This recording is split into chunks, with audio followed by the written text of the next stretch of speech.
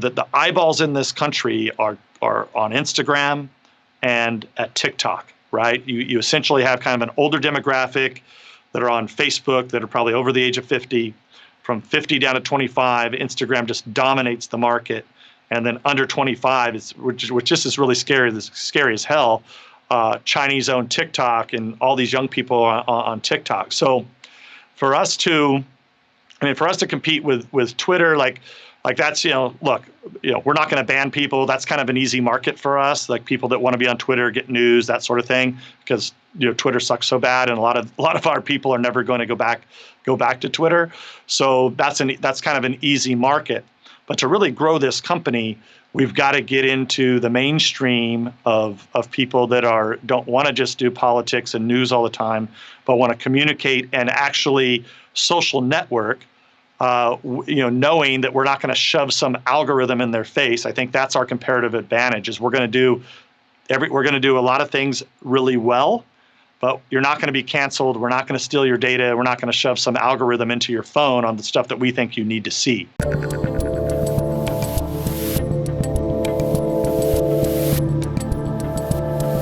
It's so interesting because the problems that you were trying to solve for yourself are exactly what led you to this new career, and that's exactly why I started Locals. I was having the same exact problems as you. As you'll love this one, I remember, this is a couple of years ago now, when I was about to hit 1 million subscribers on YouTube, and at the time, you may remember, you could go on Social Blade where they did a live track of subscribers, so you could literally just watch a graph and the numbers would grow.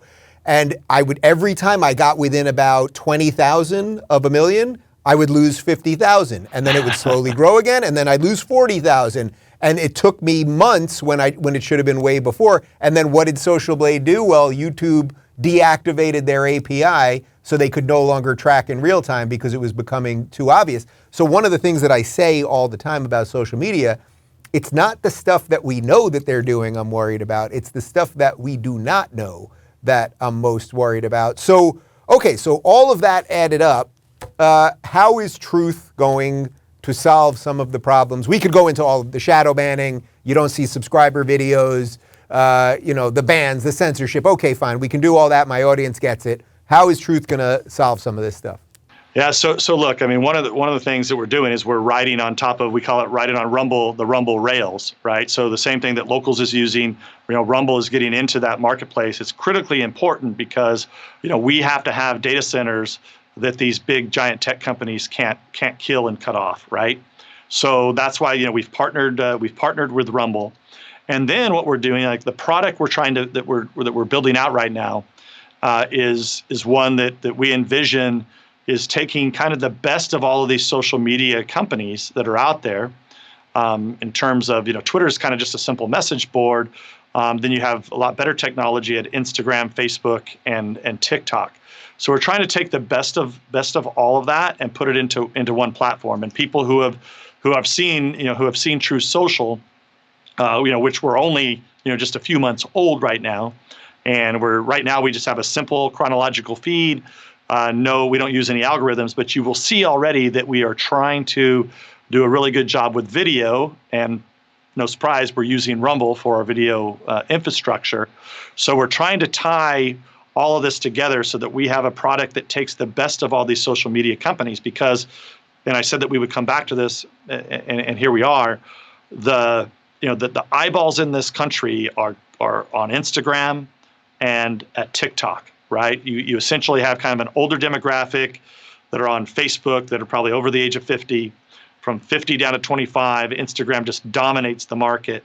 And then under 25, which just is really scary as hell, Chinese-owned TikTok and all these young people on TikTok. So for us to compete with Twitter, like that's, look, we're not going to ban people. That's kind of an easy market for us, like people that want to be on Twitter, get news, that sort of thing, because Twitter sucks so bad, and a lot of our people are never going to go back to Twitter. So that's kind of an easy market. But to really grow this company, we've got to get into the mainstream of people that don't want to just do politics and news all the time, but want to communicate and actually social network. knowing that we're not going to shove some algorithm in their face. I think that's our comparative advantage. Is we're going to do a lot of things really well, but you're not going to be canceled. We're not going to steal your data. We're not going to shove some algorithm into your phone on the stuff that we think you need to see. And that's our comparative advantage. And it's really just about filling out the feature set. So, we're in the Apple App Store. We've been there for a couple of months now. We just got truesocial.com. Now anybody can sign up from any device, including you can sign up on Android, but you just have to kind of bookmark it and go back. And then we're hopeful to get into the Google Play Store here soon. So then it's simple for people that like to have apps. And then it's really about the features that we're going to be rolling out. So the features, people love features. There'll be more features for sure. But how worried are you about just some of the way the internet works now? So, for example, Truth is in the App Store. Twitter booted Trump, and then there was this concern that if he ends up getting Twitter and he puts Trump back on, if Trump was to go back on, even though Trump has said he won't go back on and he's all in on Truth, that the App Store could then boot Twitter, that this is multi-layered at many different levels. Yeah, so you cut right to it, right? The only the reason that we went to Apple first, I've had a long, my whole career I dealt with Apple.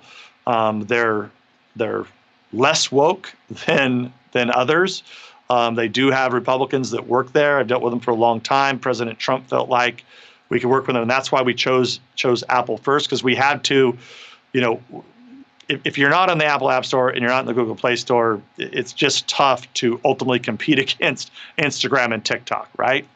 So now the good thing is that we're trying to be a family-friendly place to be, right? So we're not looking to have any illegal activity. We're not, we don't want like porn on there, and some vulgarity is okay, but you can't get crazy about it. So we really want to be family-friendly, and that right now is, so far we've had a great working relationship with Apple. Google, we waited.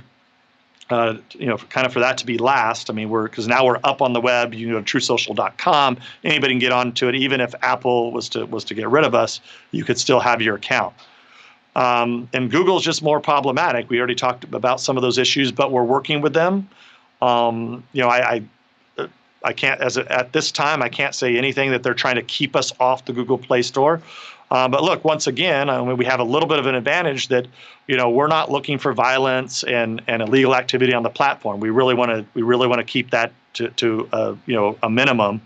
And I think that's going to make it really tough for them to kick us off their stores. Plus, they already know. Look, they're not stupid here, Dave. Republicans are likely going to smash the left in the elections. You see big tech running ads constantly all over the place saying how great they are. So I think they are a little bit worried about what Republicans could ultimately do. So look, I think here at Truth Social, we're a family-friendly place. We're just not going to censor people for politics. You can talk about any damn thing you want on the platform, politically. But we don't want a lot of the garbage that I think they would try to use to wedge to get us kicked off these platforms. And that's, to our advantage. So when Elon, now it's about 2 months ago, first started grumbling about maybe buying Twitter, how were you feeling about it, and how did you feel when President Trump? I don't remember which order it was. Did President Trump first say he wasn't going to do it, and then sort of went after Elon a little bit, or was it the other way around? And what do you make of him just getting in the mix? Yeah, I don't make much of the. I think I've only met Elon Musk a couple times, but he seems like he's obviously a brilliant guy, very very sharp, but kind of really very funny guy, right? It's why he has a big following on social media, because he's a creative dude. But if you remember, and the fake news has basically ignored this. Surprise, surprise. But the mission of our company, Truth Social, is very simple. Like, we're here to open the internet back up and give people their voices back, right? It's a very simple business plan and mission. And so, I like to say that President Trump didn't need a new business, and I sure as hell didn't need a new job. It's just that, what the hell do you expect us to do when you kick all these people off of social media? I mean, including the former president of the United States, who had no voice at all, plus millions of his followers had no voice at all.